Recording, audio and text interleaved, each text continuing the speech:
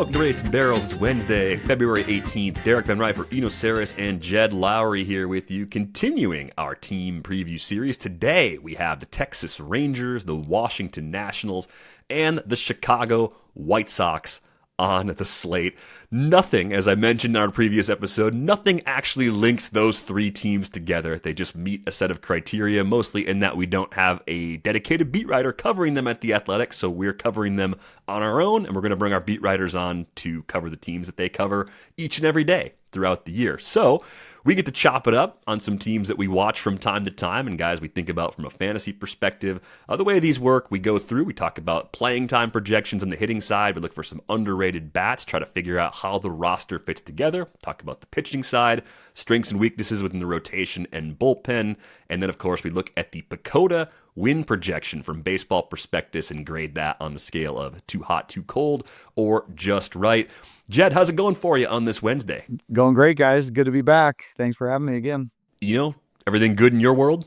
Yeah, A-okay, except the cats are a menace, man. They just broke the butter dish. Just come on, dude. Like, you're not supposed to be on the counter. Well, I mean, what do you expect? What do you expect? I mean, have you trained the cats not to get on the counter? No. Yeah, I mean, yes, we squirt them with water, but we got 3 cats out of 1 litter, so we call them the Thundercats. Oh, and I like it. They just like they're a band. Like, it's them against the world, and against us increasingly. Yes, that tracks. Slightly nervous about my upcoming trip to visit Eno in the Bay Area. I'm a little worried these cats are going to terrorize me when I sleep. They weren't there last year. I managed Sarris Farms effectively in 2025. Little nervous about the 2026 visit, but I'll try to get on the cat's good side, I guess, based on the butter dish taking a big spill today. Side note, I don't think anyone's ever made a good butter dish in the history of the world. They're always kind of messy and just they don't. Oh, yeah. They keep stuff out of the butter most of the time, but they get gross all the time. So I'm looking for a good butter dish. If you got a recommendation, hit us up on the Discord. A lot of butter talk on Big Air on the Olympics on Tuesday night, by the way. I've been enjoying the Olympics. I think I'm turning into a really prototypical older person in that I'm watching network TV after 8 p.m. for multiple hours and letting it spill into local news. So I can't watch it because I'm a Hulu watcher, and the experience has been so awful. Every time I look at what's on for the Olympics, every single time it's curling, and seriously, fine, but I don't want to watch curling. I don't know how Hulu did this, but I swear to God, every time I turn it on, it's curling. It is. I'm a YouTube TV guy, so I do DVR. I'm kind of getting to your point, right? Where I'm either watching the local news before they air it or after, where it's just kind of running on. But yeah, Hulu. I had Hulu Live TV at one point during this, and it actually kind of prompted me to be like, Why is curling always the only thing on Hulu? Yeah, it's really sorry, terrible. Yeah. The Olympics experience on Hulu has been awful.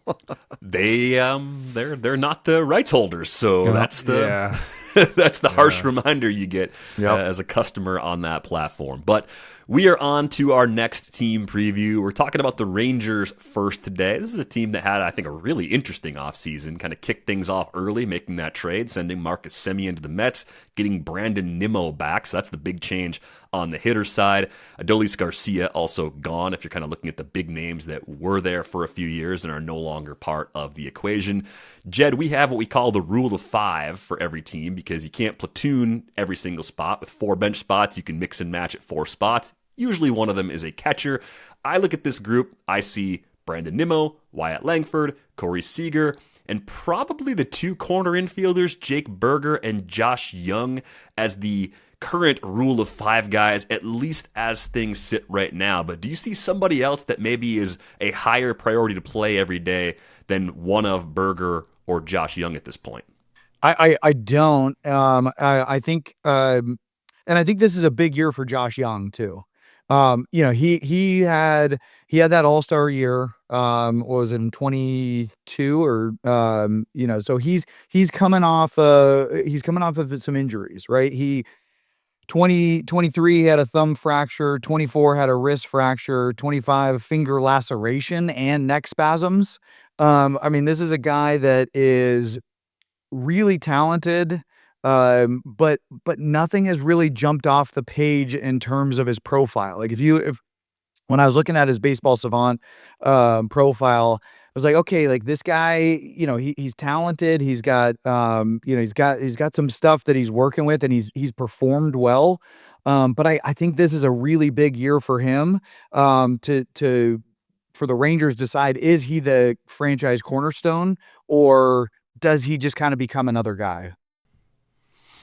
Yeah, and I think the key to Josh Young having even more runway in 2026 was that Sebastian Walcott injury that we learned about when spring training opened. Walcott has a torn UCL. It's probably going to miss most, maybe all of the 2026 season. And I think in terms of internal pressure from a prospect, Walcott was that guy that by the end of the season might have been capable of replacing Josh Young at third base. They have other guys that could do it. They have some flexibility with Josh Smith, who I think now has a larger role at second base because of the aforementioned Marcus Semien trade. Is there someone else that you like as a possible Rule of 5 candidate for this Rangers squad? Yeah, actually, I think Josh Smith might make it in. There's the versatility plus the fact that he has such a great plate approach in terms of swinging at strikes, not swinging at balls, making contact, great swing strike rate, great walk rate, strikeout rate. I mean, the power hasn't been amazing, but I think there's enough other guys in the lineup to supply power. There's some question about whether or not he gets platooned, but I think if you can play everywhere on that diamond. So, I think even if there's a temptation to platoon him, there's going to be someone else who's going to be hurt. I think he's the guy that plays third when Jung is hurt, or he can even play short if Seager is hurt. He can play in the outfield.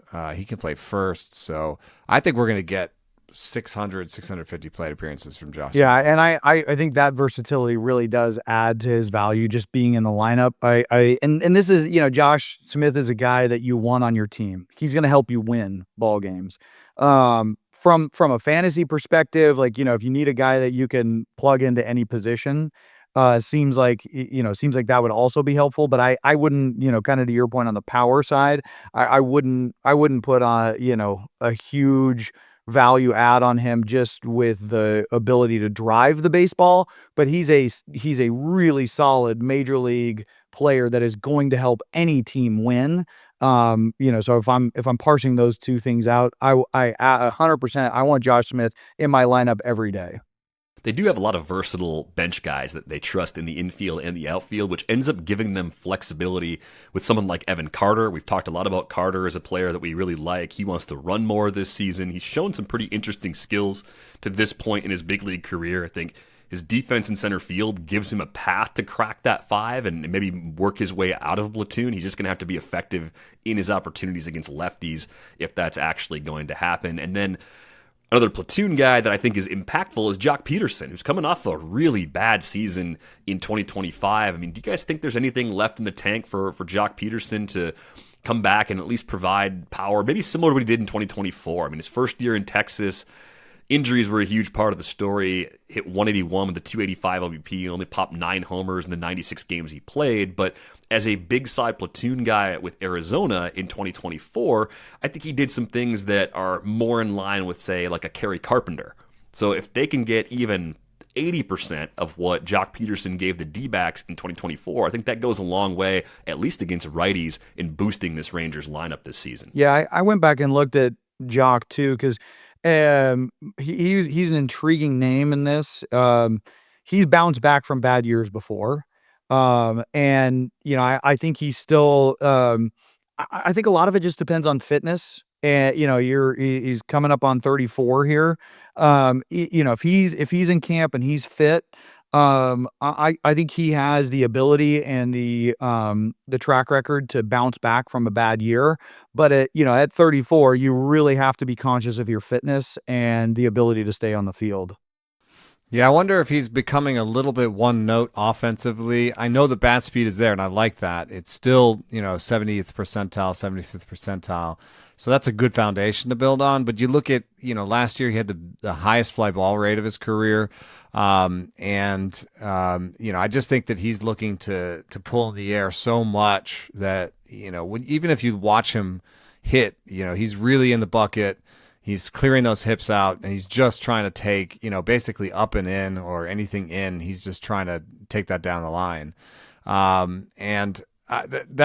has worked for him. I'm not besmirching his career. I'm just saying, maybe that's easier and easier to pitch to as you get older, or maybe it's just, become a thing that everyone knows. And so there's just a established way to pitch him now.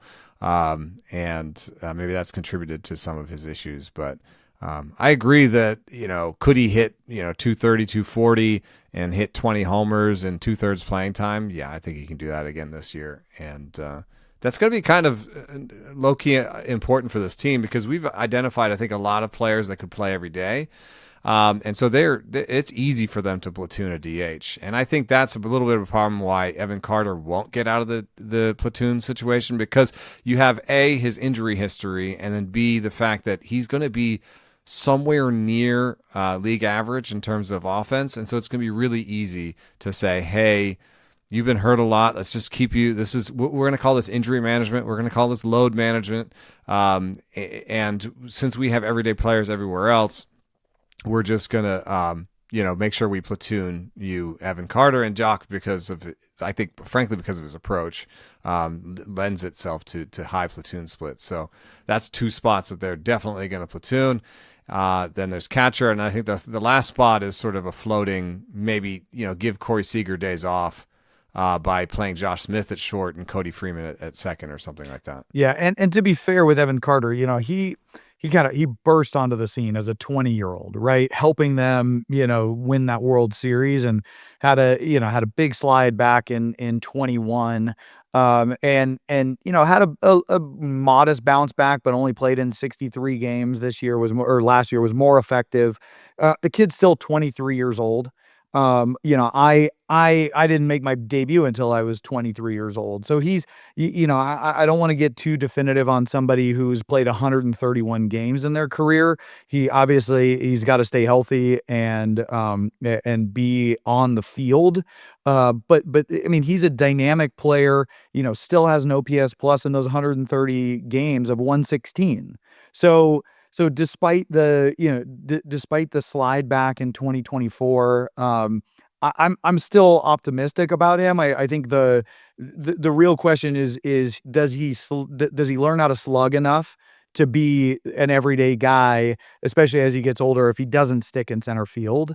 But once again, I have a hard time painting a 23-year-old that's played 130 games into a corner when he was as effective as he was, as a 20-year-old. Like it's in there. It's just, can you stay healthy? Can you slug enough to be that everyday guy? I'm really curious to see how they balance out the various, injury-plagued players up and down the lineup. It's young guys, it's guys in the middle of their career, it's guys in the later part of their career. It's interesting that they traded such a durable player in Marcus Semien. I realize he was hurt last year, but generally that's a guy that actually gives you a shot at a full 162. They get Brandon Nimmo back, who's actually been healthier than you think, because if you follow day-to-day injury news, Nimmo's banged up often, but he's out there. He's played 150 games or more each of the last 4 seasons. So they are counting on him, I think, for a pretty big workload. I think they're going to try and push a lot onto Wyatt Langford and Evan Carter and kind of make those two guys the young core to complement Corey Seager and Brandon Nimmo. And if they can keep a combination of those 4 guys mostly healthy this year, this lineup ends up being, I think, pretty good, at least at the top. But I think even some of the role guys could come through and be pretty solid as well. I want to, reinforce that with Nimmo. Like, he for some reason he does have this reputation where he's hurt, but I think that's just, early in his career, the last 4 years, 150 games. And I have a couple years of experience playing with him. Like I know he answers the bell. Like if he is healthy enough to play, he's on the field. And so I'm a Nimmo fan. He plays hard. You know exactly what you're getting from him. And, he might, he's coming up on his 33-year-old year. Is he quite as dynamic as he was when he was a younger player? Maybe not, but still productive and highly effective. Let's talk about the pitching for a bit. Big changes, of course, with that Mackenzie Gore trade they made a few weeks ago. They just brought back Jordan Montgomery for some depth. They basically rebuild their bullpen every year now in Texas. You got Jacob Junis, Alexis Diaz, Tyler Alexander, Carter Baumler. They did bring back Chris Martin and Josh Spores. No more Patrick Corbin. Beryl Kelly back to Arizona after spending a little time there in the second half. Tyler Malley's out of the picture. As I mentioned, Maton, Jacob Webb, Sean Armstrong, Hobie Milner, all gone from the bullpen. But you look at the top of the rotation, deGrom, Eovaldi, and Gore, that's a really good trio up top. And again, with elevated health concerns, mostly surrounding deGrom and Eovaldi, but even Gore, as we've talked about over the years, has just had a difficult time completing seasons. We see late season fades from him after strong starts, which seems to be something in preparation or training, or maybe it's just noise, but it's been enough years now where it seems like it's actually something that could maybe be corrected. There are some elements of the Braves in this build where they feel like a team that could go really, really far if everyone's healthy. And there's some similarities in how the bullpen is built and how the team is put together between these two teams. It's just a little weird thing that popped up in my head, but Jake's coming off of 175 innings last year. That's, great for him. If he's got another big bulk year like that, there's a weird thing here where these guys might be fast starters. So Nate Eovaldi has in the last 3 or 4 years had this great start to the season, not great finish to the season that actually just follows his fastball velocity. And, as it is generally just going down over time, you expect him to, put up 130 great innings, mostly front half laden. Now, that sounds fine, except that Mackenzie Gore has the same problem. If you're looking right now on YouTube, you can see that Mackenzie Gore's fastball velocity every year that he's thrown in the big leagues just goes down over time. Last year was one of the more muted versions of that, but if he can iron that out and be as good in the first half as he's in the second half, that'll be really important. And of course, this puts a great deal of pressure on the youngest pitchers because they maybe need to be the ones that finish strong in September.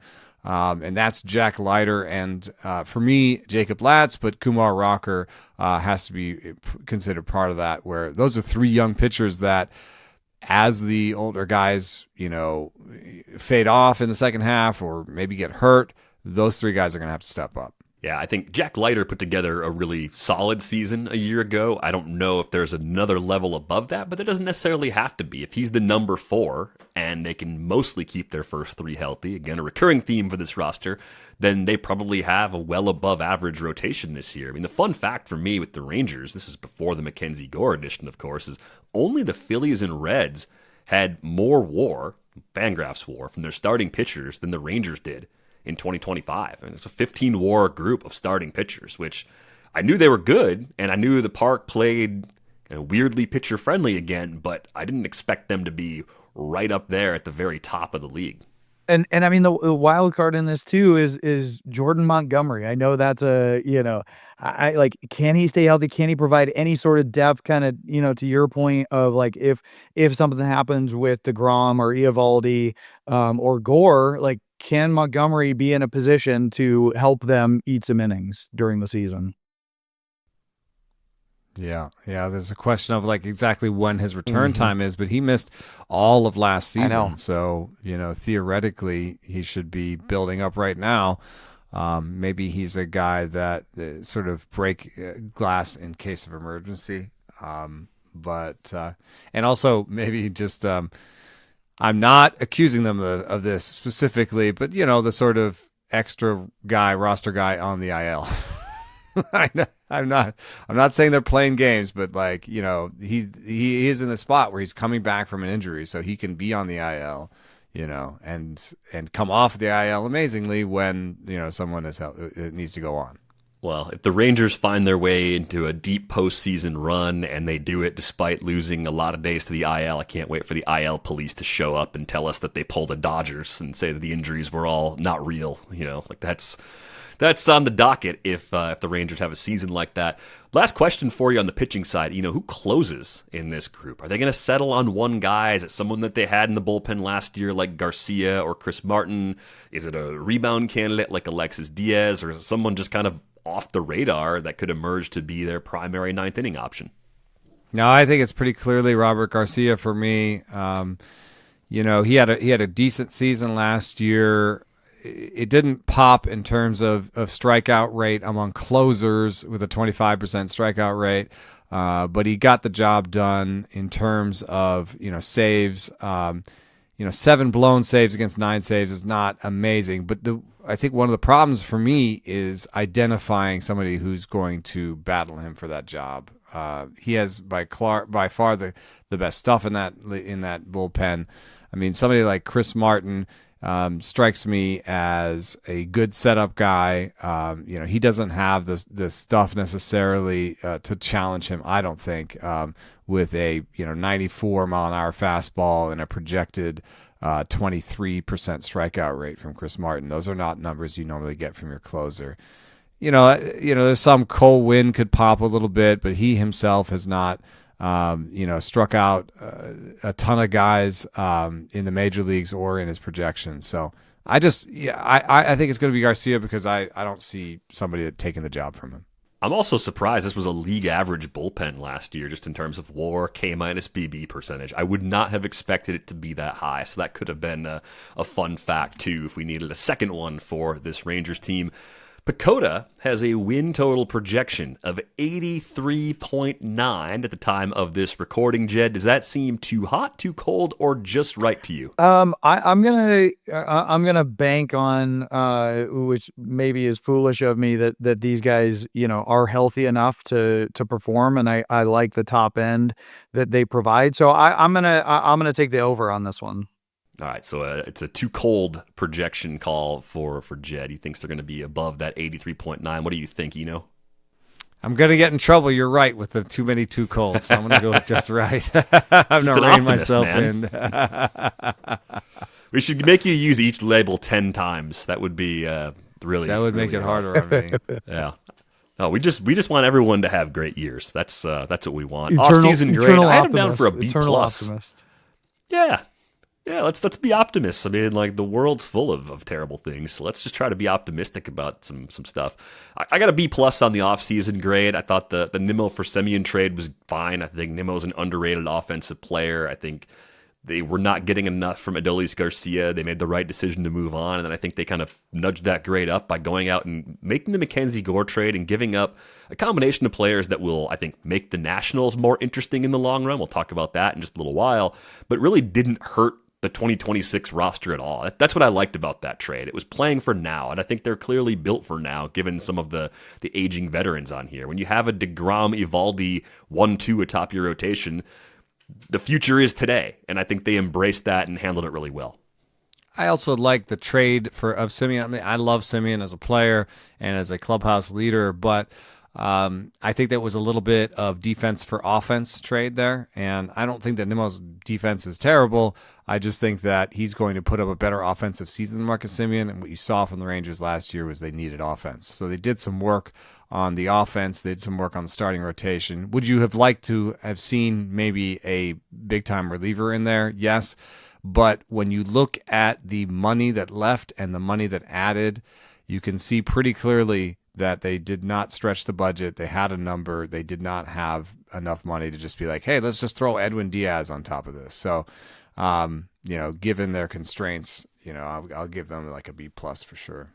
I was just going to say, if it was like Helsley, would have been maybe like the highest that they could have gone, maybe Diaz and Williams, because it was multi-years and big numbers, like that wasn't going to happen. But that's probably the thing that could have got them up into the A category, but a B plus is a fine off-season grade.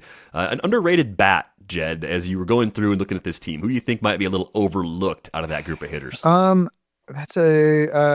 would say, I'm going to go back to Evan Carter. I talked so positively about him earlier, and I still think as a 23-year-old, he's learning, he's learning the league and has had the taste of success up to the top. So, I'm gonna say as an underrated guy, because I think Wyatt Langford has shown so much already and is like such a high end talent that I think that people are probably really high on him already, and I am too. I think he's a great player, but if we're talking underrated or sleeper, I'm going to go Carter over Langford only because of that. I think Langford has a better year, but I think people are expecting more out of him. Yeah, you got a nose for the game. I mean, in terms of Langford goes way higher in drafts. Yeah. I think Josh Young, who came up at the beginning of this conversation, it feels like it's the last full opportunity for him in Texas. But as far as what he does well, he does hit the ball very hard.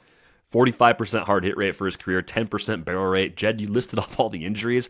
It's a lot of finger, hand, and wrist stuff. That doesn't seem ideal for being your best self as a hitter. So to do what he's done from a quality of contact perspective while playing often at less than 100%, I think that gives me a little nudge to say it might actually work out. He might be a good deep league third baseman. And with that Walcott injury I mentioned, I just don't think he's looking over his shoulder at a top prospect. It's really just about staying healthy. How about an underrated bat for you, Eno? I'm going to go with Brandon Nimmo. He goes as basically like the 34th, 35th outfielder, and by my composite projections, he's the 25th outfielder. That's such a boring thing to say. Another way of saying it is he's just really consistent in the prime of his career. I mean, at 32, he's maybe on the end of it a little bit, but he's been so consistent in terms of basically being a 260, 25, 10 guy for the last 3 years that I think that's going to continue. I know that the park factors in that park are a little bit weird, so maybe you want to shave 10 points off the batting average. But I think that since he hits all those things that you want from your average fantasy player in most leagues, he basically clears the bar in every category.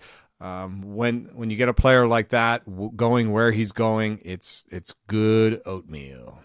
Good oatmeal indeed. I think he is kind of a top 100 player that gets drafted around pick 150. Easiest way to sum it up for me with Brandon Nimmo. How about some underrated options on the pitching side, I'm going to go with Jacob Latz, and if you're looking on YouTube, and I post these later on Discord, you can see Jacob Latz's arsenal, why I like it.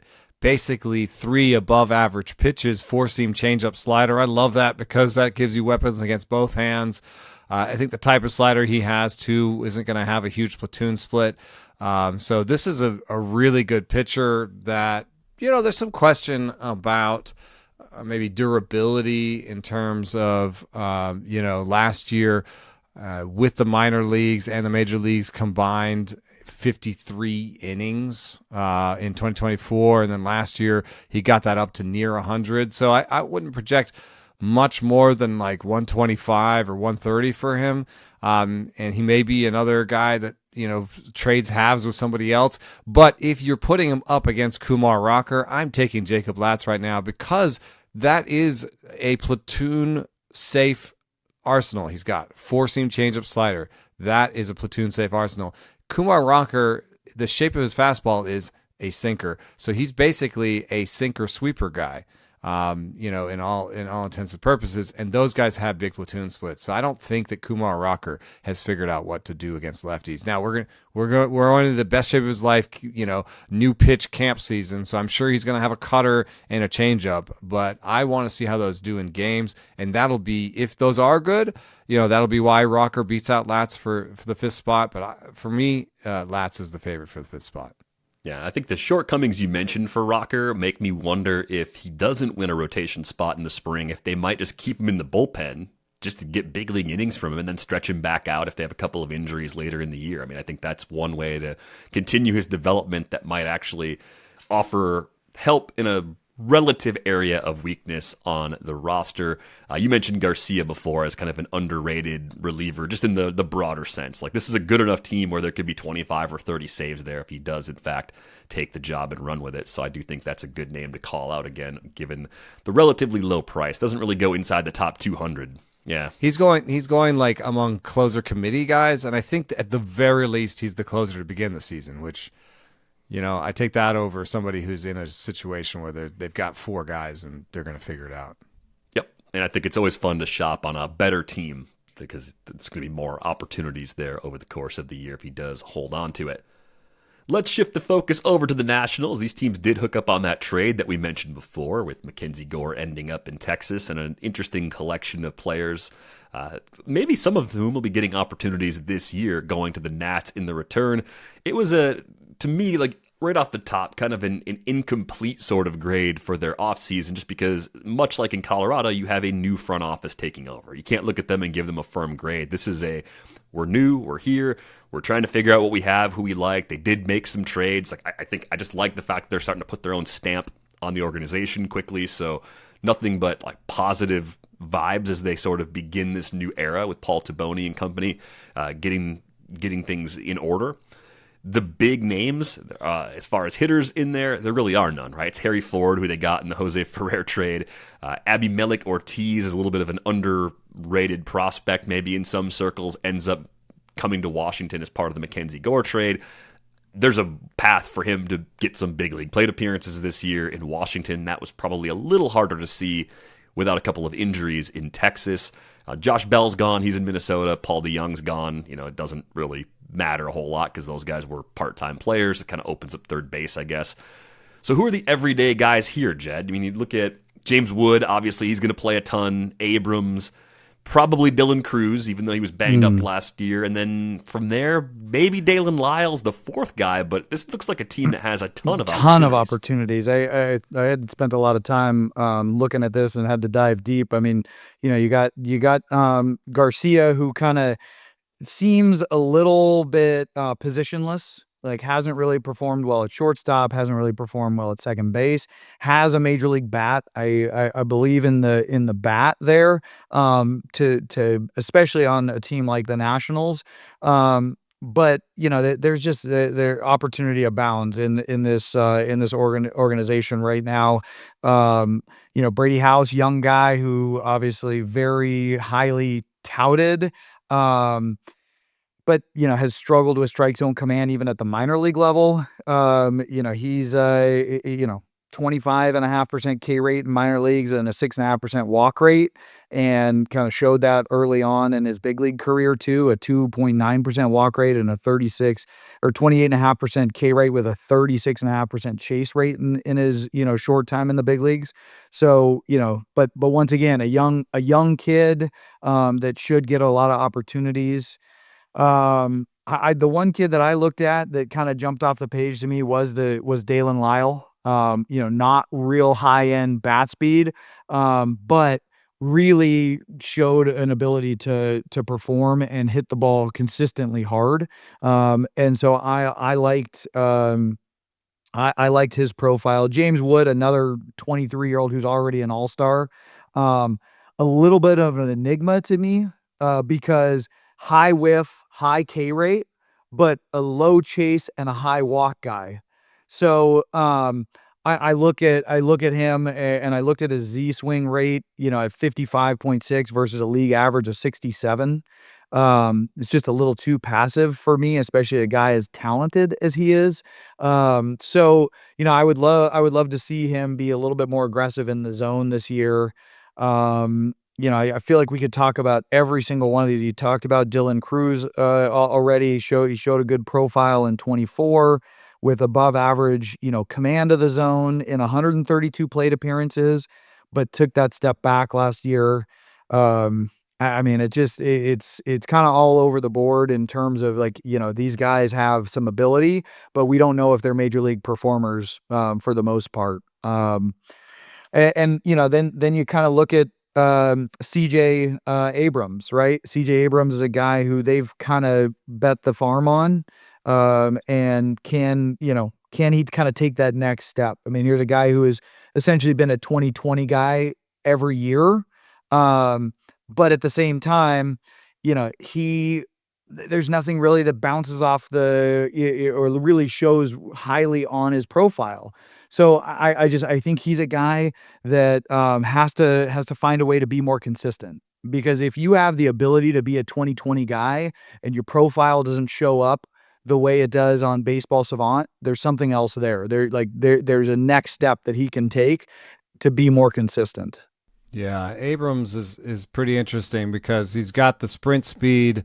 The bat speed should be good enough. It's above average, but he's got a lot of blue sliders on there. Bad arm strength, bad range in terms of defense.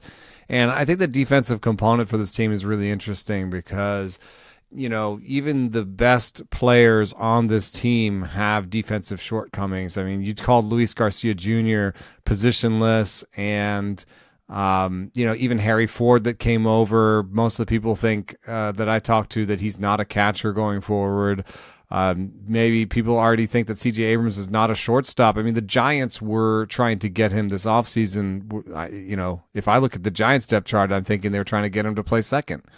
Dalen Lyle has had some really awful, defensive numbers, somewhat small sample, but James Wood's sample is bigger, and he's had awful, numbers defensively. I don't know if maybe, from a scouting standpoint, they just devalued defense and said that's something we can coach up, and then they forgot to coach it up. But that is a problem as they sort through this, and I want to give Abrams every day at bats. I want to give Wood every day at bats. I want to give Cruz every day at bats, because I think that at least offensively they fit in the next future good Nationals team if they're still around. And that's a little bit problematic, though, because that means that everybody else, I think, is just going to get cycled through. And do they try to win games, which means platooning Garcia Jr., or do they just stick Garcia Jr. at first and make him an everyday player there and just cycle through guys at second and third? They have Nunez, Tena, House, Chaparro. They've got different guys. I don't know that I have a favorite among any of them. There is not a player on this team other than the guy that I have as my underrated bat for later that I'm super excited about, holistically doing something amazing in both sides of the game. Wood, though, I think if he was more, aggressive in the zone, there could be another level for him. And I think that other level for Wood would be, 275, 280 average, a 26, 27% strikeout rate. And if he decides to steal, you could go 30-30. If he gets it up to 280, it's just hard to get him into MVP territory with that defense. It's going to be more just like sort of breakout player, fantasy player, but not real life hardware. I was looking at the Nationals coaching staff, I think, in detail a bit last week, and I was just surprised at how many names were unfamiliar to me. Guys that either haven't been big league coaches for long, or in some cases are getting their very first big league opportunity. But thinking about the defense and whether that's a scouting or a coaching issue or both, and seeing their field coordinator at the big league level is Tyler Smarslock. He was the first base coach for the Marlins. That was his first big league coaching job last year. Have no idea. It's a total black box, and up and down the staff. We just don't know. We don't know what these strengths and weaknesses are of this staff as a whole and what the organization is going to be able to do in year one of a lot of these guys working together. They, of course, have the youngest manager in the big leagues, Blake Potere, taking over, a guy that had a ton of success in the Rays organization. So it's just what do we think they're going to do just based on the newness? I would imagine they're just going to try to do things differently than the last regime. They're going to give guys opportunities. And even though Brady House wasn't a draft pick that they made, he's a great defender at third base, or at least projects to be a great defender at third base. It's a position that's wide open for now. You're probably better off giving him near everyday playing time for a little while and just seeing how it goes. And maybe there's a chance that he makes a couple of adjustments in is able to do more at the dish than you're expecting. I think the curious thing will be figuring out where they fit someone like Harry Ford and how patient they are with some of the guys that they inherited. So I look at someone like Luis Garcia Jr. and I'm like, man, that's a guy we were already worried about in the old regime. He seems like he's particularly vulnerable if he goes through a bad stretch where they would just move on and play somebody else at first base.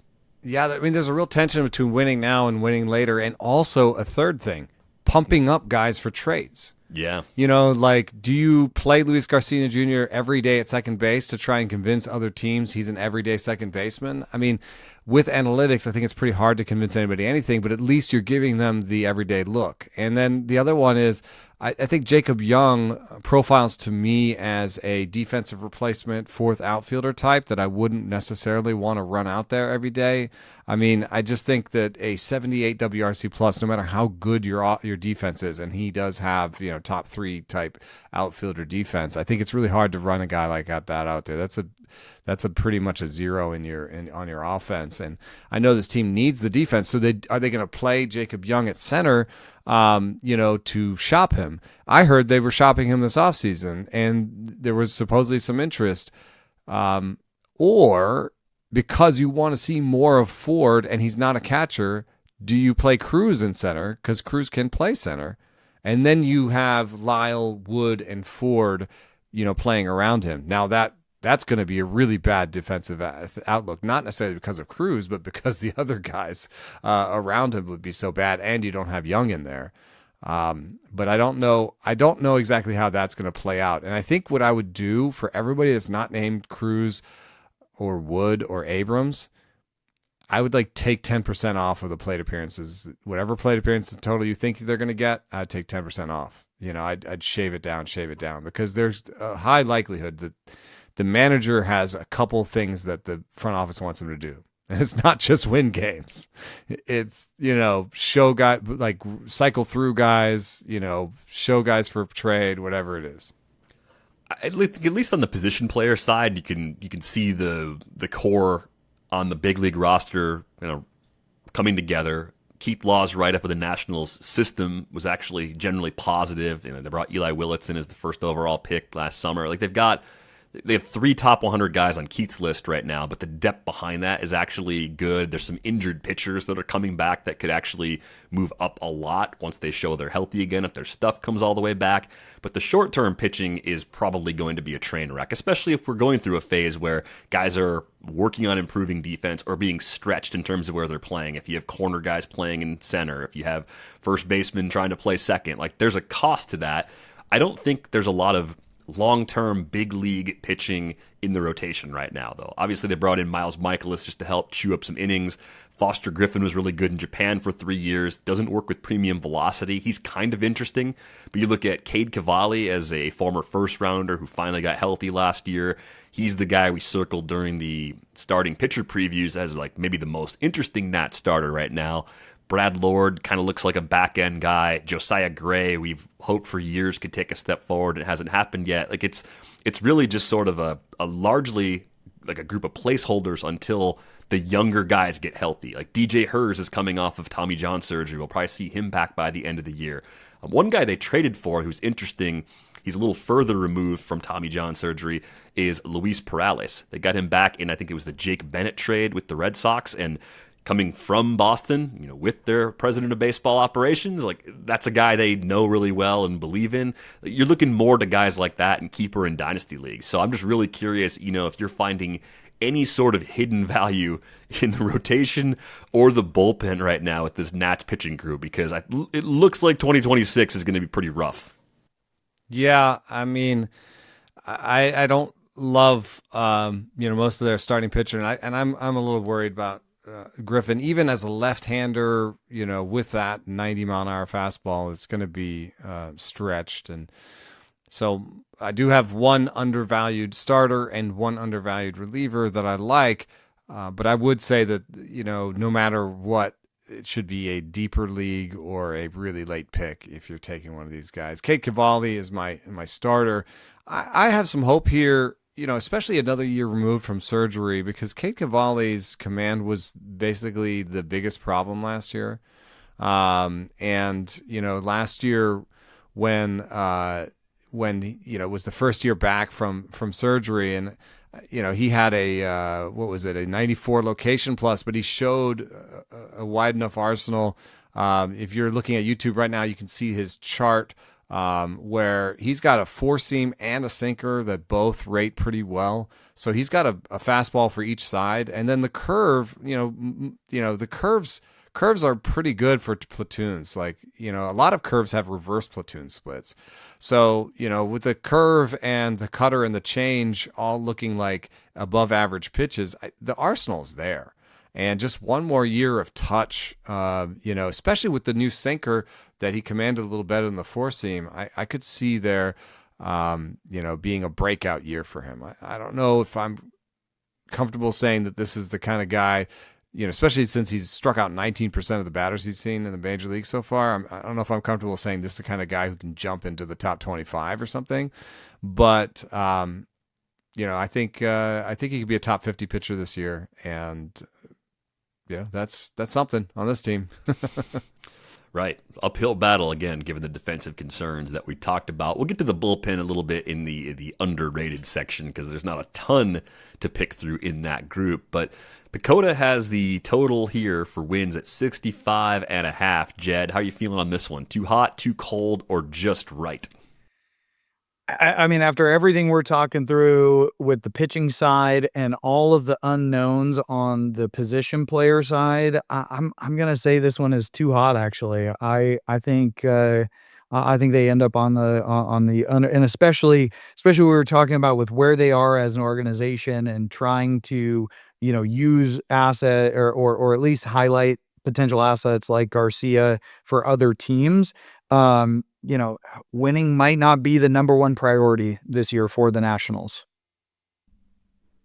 And what you see from projections is that they, by nature, sort of regress towards the middle, regress towards the mean. That's what projections do. So they're not going to catch the very worst and very best teams very often. They're not going to get, the team that loses, like the year the White Sox lost 120 games, they didn't project to lose 120 games. And this looks like a team where they could be headed towards 105, 110 losses just because of what Jed said. They're likely to trade Luis Garcia Jr. They're likely to trade CJ Abrams, to be honest. They've already been in talks for trading Jacob Young. So, that's three players off of the Major League roster that don't have really obvious, like, oh yeah, they can just trade Abrams and go to Nunez. Is that going to be any better? I don't know. And it's not obvious to me that it would be. So I think that's too hot. All right. So you're probably looking at this team as maybe being like 2 years away from pushing back towards contention just based on the starting point that they're at right now. I think it's probably just right. I think some of the younger guys in the position player core were actually going to take a step forward. I'm curious to see what happens with the change in hitting coach. In particular, I just want to see if they start collectively lifting the ball a lot more. I think that's my other knock on James Wood is just he's probably a little bit too passive, and he probably hits the ball on the ground a little more than you'd like for a guy that can absolutely crush the ball. So I think that's the other thing collectively I want to see from that group. But the long-term pitching, a lot of injured guys, Harleen Sasana, Travis Sakura, Alejandro Rosario, those are some of the guys that I'm looking at as they make their way back from major injuries to eventually make that group look a lot more intriguing, but it's just a year or more away in some cases. Some underrated players in this group. I'll throw Abimelec Ortiz's name out there between first base, DH. I just think they traded for him for a reason, right? They wanted him back as part of that bundle for Gore. He's hitting the minors. I don't know if it's going to be a major long-term impact bat, but you tend to find corner guys pop up on these rebuilding teams that actually hold a little bit of fantasy value for a while. And maybe they give him some time at AAA to begin the year because he only played 41 games at that level last year, but 53.8% hard hit rate, 34% better than league average, controls the zone pretty well. Just seems like a guy they're going to have to give a shot to at some point in 2026. Yeah, I from an underrated perspective, I like that, and I'll give you that one, and I know where Eno is going with this, so I'll say Lyle. I think Dalen Lyle. I look at we were talking about coaching earlier, And, we're looking at Dylan Cruz and Dalen Lyle. Like the fact that Dalen Lyle has a sprint speed in the 92nd percentile and fifth in the, outs above average, fifth percentile for outs above. There's some sort of disconnect that is happening there that feels like it could be either gamed or corrected, which, like I said, I'm not sure if I'm not sure that is overly helpful. And maybe it's just a read thing. Maybe he really is like, doesn't have, the natural ability to read the ball off the bat like some of these other outfielders do. But it feels like somebody with that 92nd percentile sprint speed should be higher than, fifth percentile for outs above average. And then I look at the profile. The bat speed didn't jump off the page, but he commands as a 22-year-old, commanded the zone well, 81st percentile for whiff, 82nd percentile for K, 57th percentile for chase. That could get better. The walk rate at 22nd percentile, I'm that could be higher, but he's shown the ability to perform already in the major leagues in 321 at bats, 351 plate appearances, and as also was productive in the minor leagues. So, I think he has the ability to take a step forward. I reached out to a scout about Lyle because I traded him recently in the keeper league, and before I did that, I wanted to get his opinion. And this scout listens to the pod, and it said we've talked about Lyle a fair amount, and that we did an okay job, but he wanted to point out what Jed pointed out, that he thinks that the defense can be better, and that this is an athlete that can figure out how to play defense better. If it's through coaching or through positioning or whatever it is, they're going to find a way to coax that out of him. He also did say that he thought sort of kind of like a regular for a below average team. They talk about this sometimes among scouts about, is he a what is it? What is that? A second division regular? Yeah. Second division regular. I know that's something they say, but it's like, what does that mean? Like I know it's that means I know what it means. 1.5 win to 2 WAR player, like somebody that the Dodgers would want to improve if they had him on their team. Yeah, I know, but I just think it's a very strange way to describe players. Even though I do understand like what they're saying, it's just there's probably a better way to say it. Yeah. Well, there's all sorts of crazy scouts parlance. For me, the underrated player is Dylan Cruz, and it's not a projections thing, because when you look at the projections and where he's going, he's actually maybe going a little bit higher than projections. But guys, I think it's because of what people see, the same thing that I'm, about to highlight, which is that he's hit the ball fairly well with a barrel rate, above average barrel rate. He has an above average max EV, above average hard hit rate. Above average Z minus O, so he in terms of plate discipline, he's pretty good. He's above average. He has great defense, great legs, above average bat speed, and I used a lot of those things to create a comp list. It's a pretty interesting comp list. If you use defense to cut it down further, you basically get Zach Neto and Gleyber Torres. If you're defense agnostic, you can throw at Rafael Devers, Michael Conforto, and Andrew Vaughn on the comp list in terms of guys who had similar walk, strikeout, barrel, max EV, hard hit rates as young as Cruz is, because Cruz is turning 20. He's actually just turned 23. So I think that's a decent comp list. Like, honestly, if he was a Michael Conforto that played center field and stayed healthier. That's actually an outcome I could see coming for Dylan Cruz. He's going to have probably more bags than Conforto, he has better legs than Conforto. I think, a Michael Conforto playing center field and stealing 20 to 30 bags. Oh, hey, that actually looks like a pretty good player. That's a good player. Yeah, it's a good fantasy player.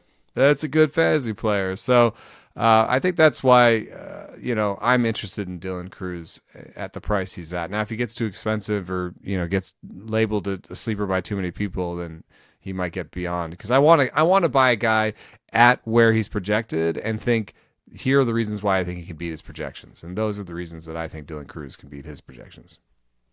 Solid reasoning there. I know you mentioned Cade Cavalli earlier. I think he's been pretty clearly the underrated pitcher that we've looked at in this group. If you're looking for a starter, if there's a second one, maybe we're missing something with Foster Griffin. I'd be curious to get a look at him in some spring games and just see how big league hitters are taking swings at him after a really nice run in Japan for the last 3 seasons.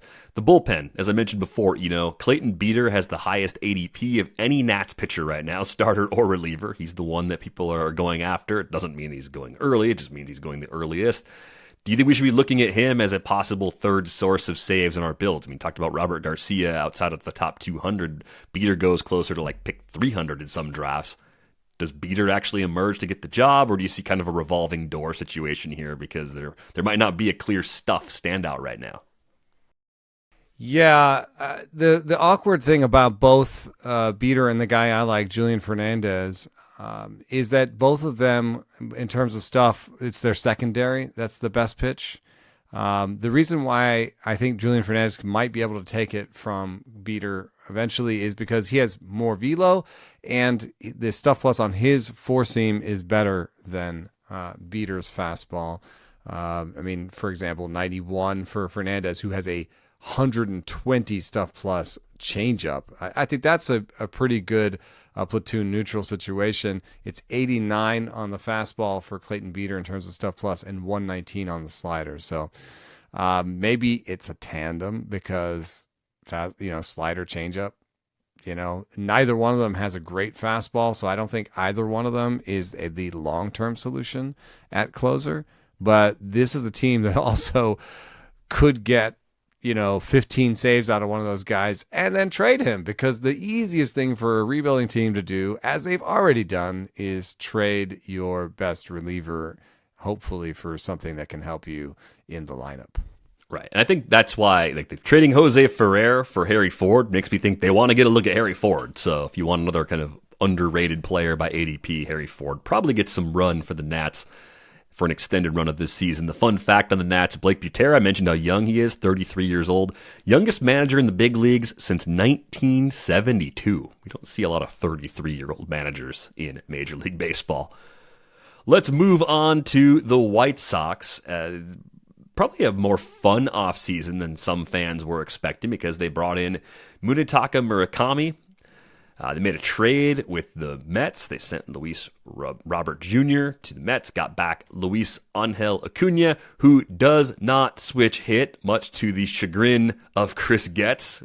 It's a shame, Jed. Do you think if you had a few weeks in the offseason to work with Luis Angel Acuna, you could turn him into a switch hitter for Chris Getz? Maybe. I got a few ideas. It's another team, though, where you look at the overall changes. I mean, Robert was an everyday guy, of course. Mike Togman, Josh Rojas also gone. Still going through their rebuild. They got a lot from Colson Montgomery as a midseason call-up last year. So you could kind of look at the pieces right now and say, Murakami's going to get a big run as an everyday guy. Colson Montgomery's an everyday guy for them. Miguel Vargas, probably at least for 2026, gets another clear window of playing time. Andrew Benintendi, as long as he's healthy, because of the contract, he's going to play every day. And then I think your fifth option is maybe a little bit wide open. So who do you see as being kind of a priority bat as the White Sox continue their rebuild, Jed? I'm kind of looking at catching here. The depth chart. You got Kyle Teal and Edgar Quero, two young guys. I look at both a little bit similar in the sense that they look like they're more hitting first, bat first, than catching first. But average pop times, neither one grades out great in terms of framing and or caught stealing. The Edgar Quero kind of intrigues me. He's a switch hitting catcher with a really good command of the strike zone. Kyle Teal's profile didn't jump off the page to me. I mean, he didn't chase, and he walks a ton, but he whiffs and he strikes out a lot. Quero doesn't chase, doesn't really swing and miss, doesn't strike out, and walks at league average.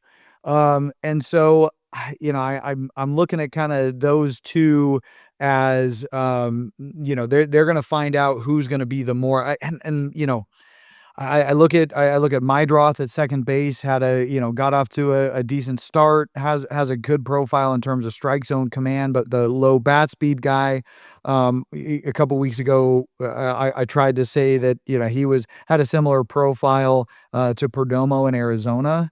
I'm not sure if he's ready for that breakout quite yet. Colson Montgomery is a guy to me that just tools off the charts, but can he stay in the strike zone enough, and can he make enough contact to let that skill set and those tools actually play out? Another team kind of like the Nationals, where there's a lot of question marks, but then there's a lot of guys that appear to be slated for everyday guys, right? Like Mydroth is going to play second, Montgomery's going to play short, Murakami seems to be, going to be playing first a lot. Miguel Vargas is going to play third. So it's a lineup that to me has a lot of question marks, but guys are going to get a lot of run. Yeah, and I see some similarities here between the Nationals and this, in that, these are both bottom five defenses. The difference between the White Sox and the Nationals, though, is that the White Sox are a year or two ahead. They're not where the Nationals are now. They're not stripping it down. They're trying to make progress. And I think that they're trying to make progress because they know they've got Tanner McDougal and Noah Schultz, and they've got some starting pitching that's coming up through the ranks. And while those guys are maybe going to show up this year or next year, what they need to do is find the best defensive arrangement. And so, to me, the best defensive arrangement might be Miguel Vargas at first, Munetaka Murakami at DH, Teal and Caro just behind the plate. And that leaves third base as a potential spot for somebody to break through. Could Sosa play there? Could Sosa play in the outfield, because you could put Benintendi to DH instead of Murakami? Could Sosa play a corner outfield spot, or could Hayes play every day? Identifying the center fielder of the future is big for them. They've got Derek Hill, who's like mostly defense. They've got Brooks Baldwin, who's more offense. They've got Acuna, who's mostly defense in the infield so far. So he's kind of learning a new position there. So I think identifying the center fielder of the future is big. And then you're going to have Braden Montgomery come. Do you think he's a center fielder that's going to push all those guys away? Or is he going to replace Hayes eventually, or Sosa on the corner outfield? So I think a lot of this year would be defensive assessment, and you were going to see people move down the defensive chart over the course of this year. This may be the last year that Miguel Vargas has third base eligibility if you're thinking about dynasty leagues. This may be the last year Murakami has third base eligibility. I think Caro could like right now, Fangraphs has Caro DHing a lot and getting him up to 380 plate appearances. This is why both Caro and Teal go in two catcher leagues. I like Teal better as an everyday catcher. I think his offense is better. And so maybe there's a trade there that can help them either in the pitching staff or somewhere along the line. But you can tell this is a team that's a little bit closer to contending. They went and got a closer this year in Sir Anthony Dominguez.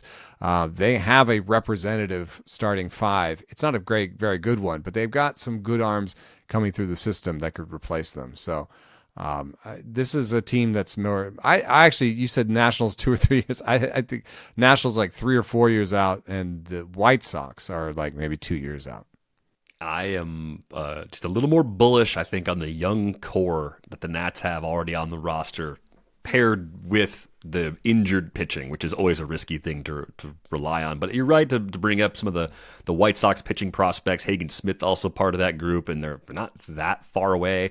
They also seem as an organization to have the ability to make pitchers better, or at least find undervalued pitchers. They got Shane Smith in the Rule 5 draft last year. He was really good. I know at times, you've been kind of interested in Davis Martin. But this is...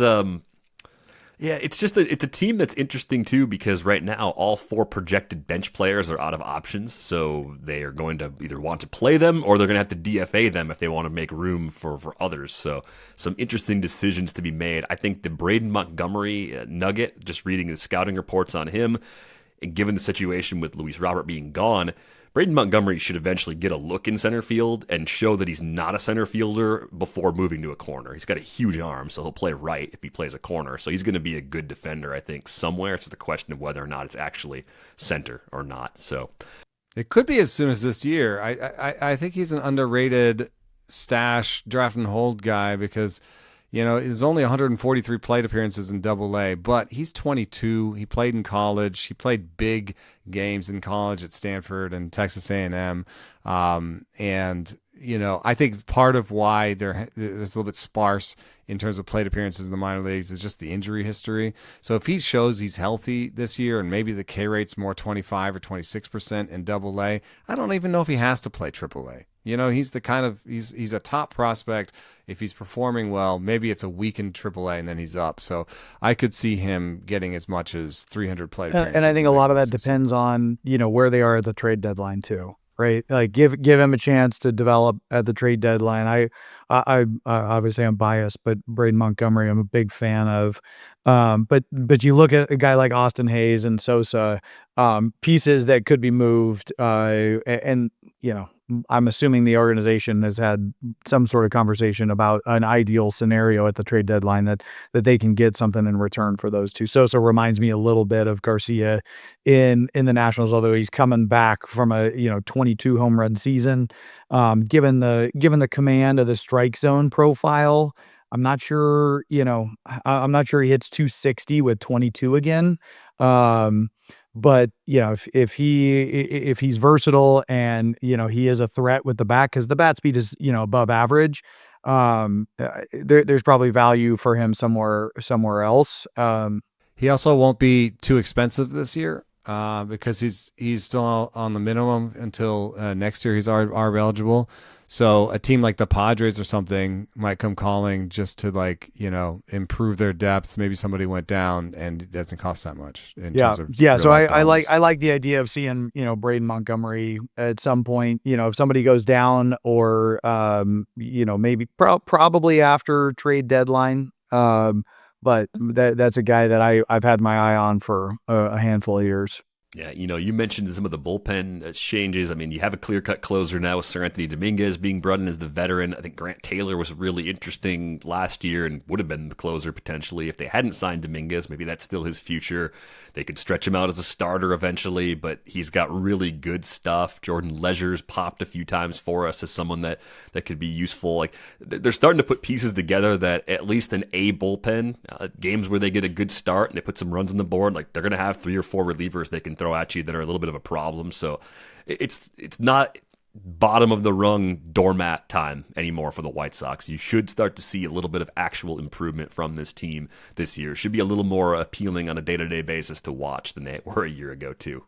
I'm really interested to see what happens with Grant Taylor this year. I've got him circled because he really was one of the biggest surgers in the Stuff Plus revamp, and I'm so glad for that because it was really tough watching him pitch and, looking at the 95 Stuff Plus. I did not understand that one because, this is a guy with high-end velo at 99 miles an hour with a 95-mile-an-hour cutter, 90-mile slider. Like, I didn't really understand that one. The Stuff Plus revamp says, no, this is a great pitcher with a 2.80 ERA projection. And the little note at the top says his goal is 100 innings. Now, that's not super fantasy friendly for a lot of leagues because that's not a starter and that's not a closer. But, in draft and holds, if 100 innings of a 2.80 ERA, like there's a lot of leagues where you just take that and you don't worry about the lack of saves. You just take the innings and you take the ERA. So, and for the real life team, he's going to paper over a lot of stuff with like Anthony Kay coming over and Fetty, with his low velo and Smith with some of it's Burke, some of the problems that they have in the starting rotation. Like if they're winning 3-1 and, their starting pitcher is flagging, hey, why not Taylor in the 5th? Yeah, that's the other thing about this team too. I'm curious to see how aggressively they manage in pursuit of, hey, let's take some steps forward. I think Will Venable has the bandwidth to do as he wants to be a little more aggressive this year, and I'm curious to see what that actually looks like as it plays out. But you mentioned Anthony Kay, lower K rate than Foster Griffin in Japan. Really good results last year. Spent 2 years there, but I think I have even lower expectations for Kay coming back over than I do for Griffin if you're just trying to like level set accordingly. But he may end up chewing up a lot of innings for the White Sox until they have their younger starters ready to roll. Off-season grade for Chris Getz and company. How are you guys feeling about a C- for this? Is that a little harsh since they were the team that got Murakami and they are making some pretty clear efforts to put some pieces around their core? Yeah, I think for everything you just said, I think it might be a little harsh. Maybe a C+ is probably more. I mean, because you can kind of start to see some of the vision that's coming together here and some of the pieces that they have coming up. And so, they've shown that that they're willing to make a deal and that they're going to beat people out in the free agent market to get guys. So I think just that, it's an A for effort, and I'll be a little less critical than a C-. Yeah, I don't love him. I think there's a lot of flaws in Murakami's game, but for the contract they got him, Sir Anthony, in a similar way, Sir Anthony Dominguez, bad command, but for the contract and for the fit on this team, love it. I think the Luis Robert Jr. situation was a little bit embarrassing. I know we're joking about the general manager not knowing that Luis Angel Acuna only batted right-handed. Mentioned that he was a switch hitter like 4 times in an interview. That doesn't bother me as much as the fact that like they held on to Robert through this trade deadline, and they kept saying, "Oh, he's going to rebuild value. He's going to rebuild value." This seems like a modest return. Acuna to me is a defensive replacement, and he's a guy who's played in the infield mostly, and they're pushing him to the outfield, and they're just like, "This is what we got." I'm still a relative skeptic of Chris Getz, like most people are. But the fun fact for this team comes from a friend, James Fegan, SoxMachine.com. Saw this one on RotoWire. Acuna tweaked his swing in order to stay loaded in his back leg to create more consistent power. He's trying, he is trying to be more than the bench player that you think he is. I think I've had a longer term, like, he could be a starter, kind of second division regular. I've always had that sort of built-in floor for Luis Angel Acuna. Yeah, at some point, the White Sox want to be not second division. Well, I think that's part of why you don't like that, right? It's like, well, now we have to decide what teams are second division, and like you're bringing in sort of like team appraisal with the player appraisal. Right, and it could change quickly, and suddenly your second division regular is an important guy for you, and you're trying to contend for a wild card spot, but we'll save that for another day. Pacoda's win total projection, Jed, 69.2 for the White Sox on the Goldilocks Porridge scale. How do you feel about that number? Just to hedge against you saying that I can only pick 10 of each in the future, I'm going to say just right. I'm gonna say just right. I think fair enough. I had a too hot, a too cold already. I'll say just right. I think I think there's some intrigue that, you look at the upside of a guy like Montgomery and Kyle Teal and even Edgar Cuero, the intrigue of Murakami, and then some of the additions that they made. I think it's just right. I think it could be too cold. The young pitchers that are coming up, the addition of somebody like Sean Newcomb with Grant Taylor and Sir Anthony Dominguez in the bullpen, like this is a better bullpen than they've had in a long time. And I think they're going to figure out that defensive alignment eventually. And the starting pitching looks like the biggest weakness for me, and it's also their biggest strength prospect-wise. So there's some fit to what is happening in the major league level and what's happening in the minor league level, what's coming along through the line. So, like, for example, their outfield is behind their infield, and Braden Montgomery is their best hitting prospect. That's good news, So I think I don't know if it's this year or next, but they're going to surprise the projections. You just keep saying it, and eventually it'll happen. I'll sit on the just right. I've mentioned before that's usually within like 2 wins either direction.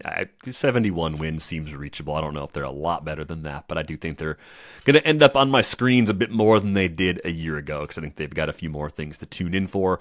Some underrated pieces here. Is there an underrated bat we haven't talked about yet, Jed? Not that we haven't talked about. I mean, I kind of go. I said this earlier. I do like Mydroth's. His profile in terms of strike zone command. I'm not sure if he's ready to break out yet.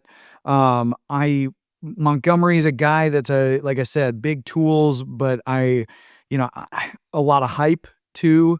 I know where Eno's going with this, so I won't talk about the other guy. So I'm little torn on Mydroth or Kyle Teal on this, and I'm gonna land on Mydroth as the sleeper. Also, for a team that needs to improve their defense, Chase Mydroth at second base makes a lot of sense. I mean, they were running Sosa out there. Anybody else is going to be a defensive downgrade from Mydroth. So the defense will keep him on the field. The patience will keep him on the field. If he has one of his projections at least says a 350 OBP, now he's the leadoff guy. So now you're talking about a leadoff guy. What is the power output? We don't know. But if it's, we just sung the praises of Josh Smith, and there's some similarities here, in terms of controlling the strike zone, getting on base, stealing some bags, showing defensive versatility. So yeah, Mydroth is the guy that we all remember from the real bad pop-up where he just let a doink off his forehead, which was one of my favorite moving images of last year because the look on his face when he's trying to find the ball was just so classic. But Windy City. And then I'm gonna just go. Yeah, that's true. And then I'm going to go with Miguel Vargas. The bat speed is poor with a 25th percentile, but he is the kind of guy that has the plate approach. I mean, above average zone swing, below average chase rate is the kind of combination you want. I think he's going to pick the right pitches to drive. I think he's figured out an approach to the plate. He puts everything in the air. So even though if he doesn't have plus bat speed, if he's pulling balls in the air and he's pulling the right balls in the air, I think he can get to 20 homers. The sprint speed suggests that there's still 5, 6, 7 bags in there. I know that the pull air approach doesn't always lead to great batting averages and balls in play, but I still think he could hit 250 with like a 330, 340 OBP, a 400 plus slugging. It's a pretty good player. It's a little bit of that's a better third baseman than first baseman. So, oh my God, he's a second division regular. Yeah, I no, and I like I said, I didn't want to steal your thunder on Vargas. I think if he can keep his line drive rate where it was last year in that 25%, because you're talking about his bat speed, is not being elite. I think the pitfall for him this year is I got to hit 20, and that means I'm trying to launch the ball more. And you can see that in his fly ball. Exactly. The fly ball rate, like I said, if you start parsing that out in terms of line drive, pop up, fly ball, versus just balls in the air, he's still 35%, but that was down. Like I said, I think he has to focus on that line drive rate because he's going to hit the ball in the air. So you focus on focus on hitting line drives with the bat speed that he has. And I think he ends up with 20 as opposed to trying to hit 20. Yeah, I think that's a good sense. And I think I'd also say if I was his agent, work on the defense, man. I know it's not your best foot forward, but if you can be a third baseman, you profile so much better. Like his projections for like 105 WRC plus, that projects so much better as a third baseman. The average first baseman has a 105, which is where you start getting into that quote unquote second division regular stuff. I like Jed's Chase Mydroth call, though. I think the high OBP as a table setter is something they'll value. They'll just find a spot for him. If you're looking really deep, at least a watch list type player, just see what they do with Brooks Baldwin. He's got a little speed. Doesn't seem like he has a good defensive fit. That's why I'm a little skeptical of center field, but he does switch hit. Can confirm, does switch hit, and that kind of versatility could lead him to a lot of playing time. So that's kind of the intriguing thing there. You have Shane Smith down as an underrated pitcher now. You've come around on Shane Smith? No, actually, fooled you. I was wanted stunned to put see that. I put Shane Smith there because I wanted to remember that I have this chart that I gave you. Okay. This is about a chart. I see. The Shane Smith chart shows why I am not committed to him as a sleeper. There was some consternation that I did not put him in my top 150, but when I look at this chart, I see that maybe average fastballs, and you know, he threw a lot of these fastballs, and most of their benefit came from locations, not from stuff. No secondary pitch that profiles anywhere near league average. And so I just see reliever, man. And that's why he was available in Rule 5. That's what he came over as. Everyone said, good fastball. Can you develop some secondaries? He threw like 1,000 secondaries last year, and none of them rated, like, as a sum, they did not rate well. So I just think that it's over time. You know, you say, hey, well, you know, hey, we did get a reliever out of this. That's fine. We got a free player out of the Rule 5 draft. And so I don't think that anybody should be sad if Shane Smith is not in the rotation at the end of this coming season. It's also possible he does develop a good secondary this spring, and I'd be following that if that was the case. But generally, this chart represents how I feel about all of their starting pitchers, which is not great. And so I'm going to take Tanner McDougal as my actual, sleeper pitcher here. Tanner McDougal has just come off of a great season last year, where I think he took the command a step forward. And if you look at his grades at Fangraphs, 60 fastball, 60 slider, 50, 55 future curveball, 30 present, 40 future command. So command is the thing to watch, but I'm a sucker for high stuff, low command guys. So I'm gonna put Tanner McDougal as my sleeper for the White Sox. Well, there is opportunity there. I think we are very far apart on Shane Smith. I think there's a little more of a floor there than you give him credit for, but I understand your reasons. You at least outlined why you don't like him as much as the market does up to this point. You mentioned Jordan Leisure before, I think, as a really interesting reliever. The assumption here would be that Sir Anthony Dominguez would be very tradable in the middle of the season, and then someone can move into that closer role, so that makes a lot of sense. But we need to go. I'm surprised. We did 80 minutes on those three teams. I was expecting like 50 to 55. So apologies again to Jason Potere producing for us on this episode. But hopefully everybody enjoyed the journey. Join the Discord. We continue the conversation there. Listener leagues rolling on. Mine is in round 7 at the time of this recording. Hopefully it'll be like 10 or 12 by the time we get to our Thursday episode. That is going to do it for this episode of Rates and Barrels. We're back with you on Thursday. Thanks for listening.